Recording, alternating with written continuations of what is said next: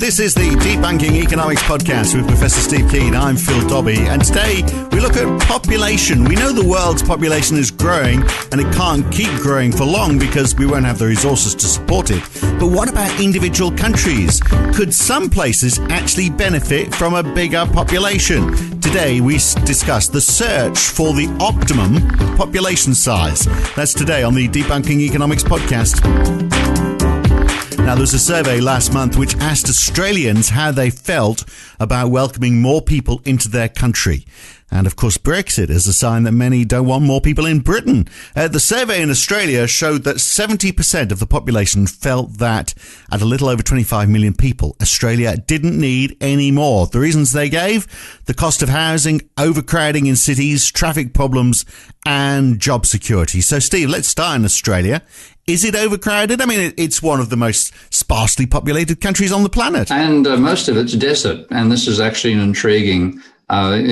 And the only continent with a lower level of precipitation on the planet is, in fact, Antarctica. And, of course, the reason Antarctica's got ice is not because it gets lots of snow, but because most of it doesn't melt. But you could still pack more people in. I mean, if you travel from Sydney, you travel up the north coast or down the south coast. I mean, there's lots of agricultural land, lots of water. I mean, Sydney, for example, has got twice the rainfall of London. There's a lot of rainfall in New South Wales. So, okay, in the deserts, you're not having a lot of rain, but there's a lot of land that people could be living in. It's just that they've chosen not to, isn't it?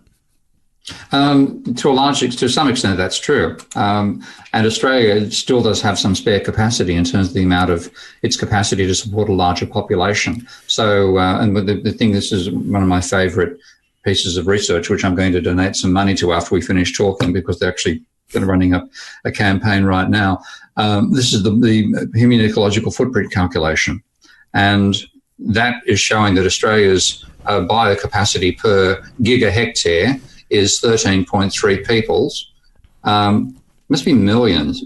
Hang on. Biocapacity per person, 3.8 GHA. It can't be gigahectare, but it's large. Okay. 13.3 unsustainable, per person. Anyway. Yeah. Yeah. We're using Australia's using 6.9, so it's got a capacity of 6.4. Meaning it's actually got room to go before, and this is the important point, before the human species alone in Australia absorbs 100% of the regenerative capacity of the Australian land. Right. This is not looking at running down irreplaceable resources now, but saying, given that plants grow at a particular rate, given the climate in the country as well, how much of what is harvestable is harvested each year by the human species alone in that planet? And the answer, and this is including us, of course, running sheep and cattle and so on, which is part of the inputs to us, the answer is 6.9 GH. I can't go around the G being giga. I've got to check that out later. Hectares per person. Well, we do 6.9 GHA, whatever. I'll leave them. 6.9 GHA is what we're using. 13.3 G is what we've got available. So I've got a 6.4 GHA capacity. So Australia, in that sense, could absorb a larger population. Right. But I just looked up GHA and I got the Global Hotel Alliance, so I'm sure it's not that. Well, both have to look into it. But look, energy consumption in Australia is twice what it is in the UK because they're bigger houses, big sprawling houses with the air conditioning on all the time. So if we were looking at, the best answer for the planet, if we were just looking at it in terms of footprint, then we'd probably say, yeah, the best thing to do actually is everyone leaves Australia, moves to the UK and lives in a small house where they don't need the air conditioning. And that would be that would be better for the environment.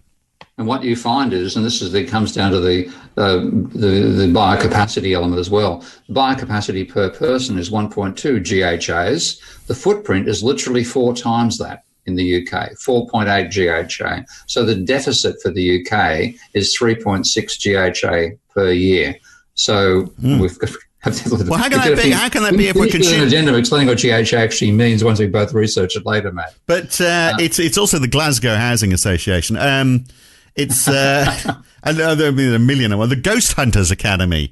There's lots of GHAs. I'll look it up on the site after we finish, and you can whack it in there. But that's the UK is it is actually using looking at the land usage in the UK in general. It's using 4 times the renewable capacity of the UK. Well, how can that be when it's consuming half the energy per capita of Australia, which I find a bit strange. It comes back to the agricultural land that's available. Yeah, the amount of but it's the calculation for the global footprint has two elements to it, and I'm sure there'll be some people who will be saying, "Oh, that's why it's nonsense." Is that the largest component of it now by far is the carbon dioxide footprint, global warming. However, if we go back to 1961, when the calculations have been taken back to, including carbon dioxide generation, we're running at 0.75 times. The human population in the total was consuming 0.75 times the capacity of the planet. It is now consuming 1.7 times. Now, if you leave out the global warming bit completely, leave out carbon dioxide, so we're not talking about anything that's going to raise the hands of the deniers there.